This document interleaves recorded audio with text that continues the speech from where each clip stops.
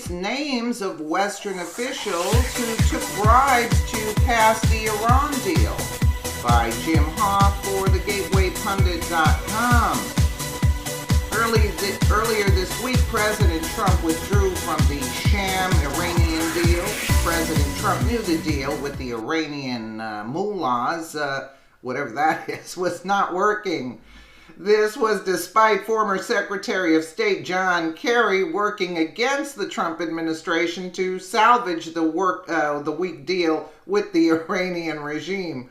On Saturday, John Kerry was spotted at a meeting with Iranian officials in Paris, France, and there he is, Lurch on the move. Yeah, how'd that turn out for you, Lurch? Not very well, did it?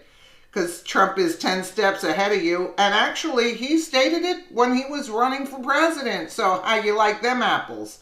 Of course, the Iranian regime is very upset with President Trump's decision. Yeah, because he cut off their funding.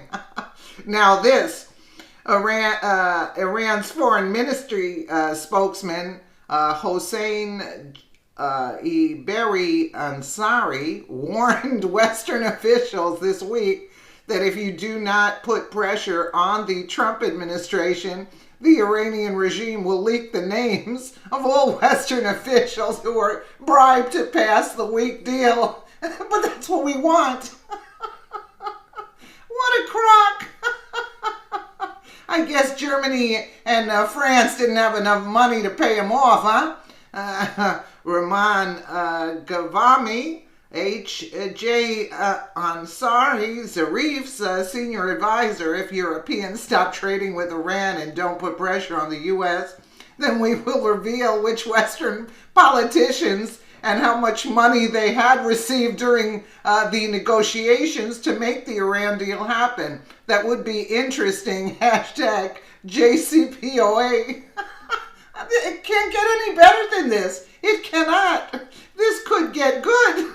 You're telling me? And then this Bonfesh or whoever, looking forward to finding out. Hashtag Hussein Jabiri Ansari, Zarif's senior advisor. If Europeans stop trading, okay. There you go. Another tweet, the same thing. If Europeans stop trading with Iran and don't put pressure on U.S., then we will reveal which Western politicians and how much money they had received during the negotiations to make the Iran deal. That would be interesting. Hashtag JCPOA. You gotta love Trump, man. You gotta love him.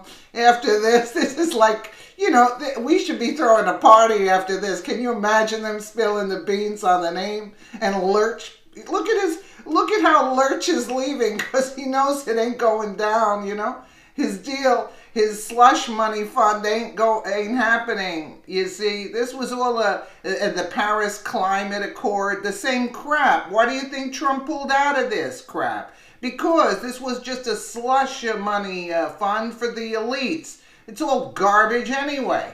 Absolutely. And if I were Trump, I'd let them release the names and how much they got paid, and I'd take away all the sanctions after that and go after the real crooks here. Let me know what you guys think in the comments below. And again, thank you so much for watching.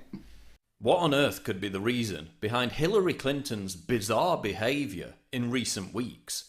Weird seizures, psychotic facial tics, over-exaggerated reactions, coughing fits, strange lesions on her tongue.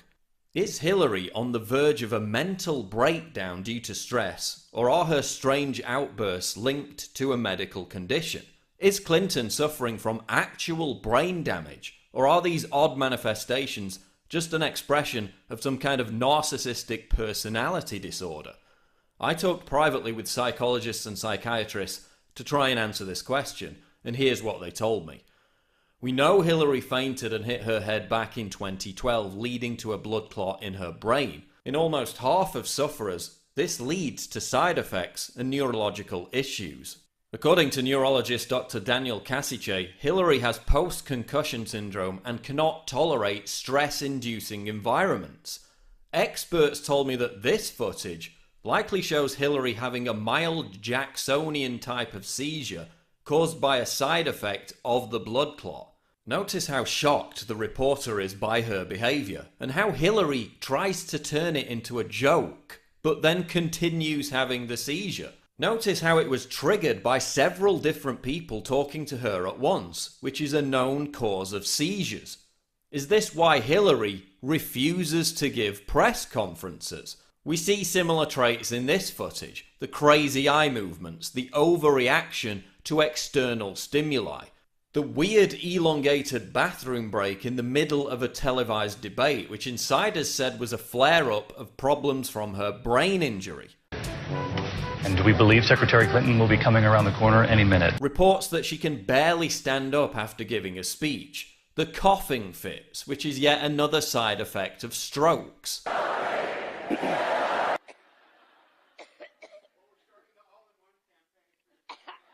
Difficulty swallowing, choking, a garbled voice, again all side effects of strokes.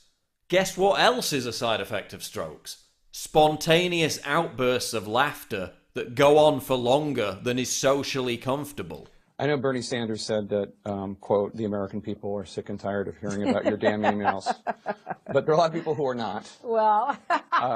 Including FBI officials. Some aspects of Hillary's freakish behaviour could be explained by the blood clot, but others could be a manifestation of her notoriously unstable personality and even drug abuse. Her sudden, profound and disproportionate bouts of rage, confirmed by former Secret Service agents, former K-9 handlers, and her own campaign insiders. An anonymous campaign aide told the New York Post that Hillary unleashed, quote, screaming childlike tantrums that have left staff members in tears and unable to work. Byrne paints a disturbing picture of what he claims Hillary is like behind the scenes. When something goes wrong, she seems to go right off the scale. Instead of trying to fix what the problem is, she goes right to anger and berates who she holds responsible for it. Byrne told me that as First Lady, Hillary actually hit a Secret Service agent in the back of the head with a Bible. She became angry about something. She had a Bible in her hand. She didn't actually throw it at him. As he described it to me, she leaned forward and kind of punched him hit him in the head with it. He says the Clinton White House was like a battlefield, and the president showed up one morning with a black eye to prove it. They even said they had to give her, quote, chill pills to calm her down. These outbursts are likely linked to years of persistent drug abuse. Her susceptibility to rage whenever she's challenged would also explain the complete dearth of press conferences and why her campaign builds human walls to keep reporters away. Hillary is also likely on the autism spectrum. She has virtually no empathy for other people. One expert told me that Hillary has high-functioning autism with attendant sociopathy. We came, we saw, he died. This would explain the exaggerated expressions. They're to compensate for what psychiatrists call emotional illiteracy. Could this be why her efforts to connect with people seem so forced, so insincere? I'm just chilling in Cedar Rapids. There's even speculation that she could have contracted syphilis from sex addict Bill Clinton, which may explain the apparent lesion on her tongue. Then you have the memory lapses. Huma Abedin saying Hillary is, quote, often confused. The pathological lies about being under Bosnian sniper fire. The lies about her email scandal.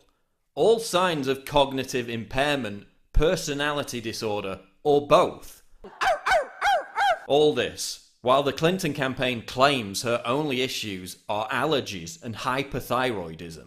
Hillary could be mentally incapacitated and incapable of handling stress, even before she takes on the most stressful job in the world.